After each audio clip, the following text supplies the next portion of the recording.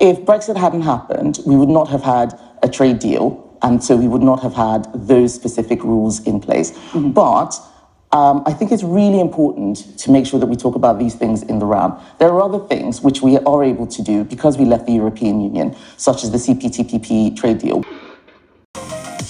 We've just agreed one of the biggest trade deals of all time. After months of negotiations, the UK is about to join the Comprehensive and Progressive Trans-Pacific Partnership. The CPTPP is a trade agreement between 11 dynamic countries like Australia, Canada, Japan, Malaysia and Mexico. It will help us unlock the benefits of Brexit for people across the UK. Well, imagine the shock when the Prime Minister finds out on the government's own estimates of the potential boost to the UK economy from CPTPP membership.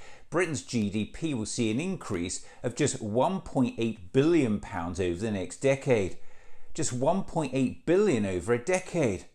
Remember, the Centre for Economic Reform claims the government has lost out on £40 billion in taxes because of the damage done to the country's output by leaving the European Union. It will help us unlock the benefits of Brexit for people across the UK. Well, heaven help us then, because on the government's own figures, in a decade we're likely to see an increase in our wealth of just 0.08%.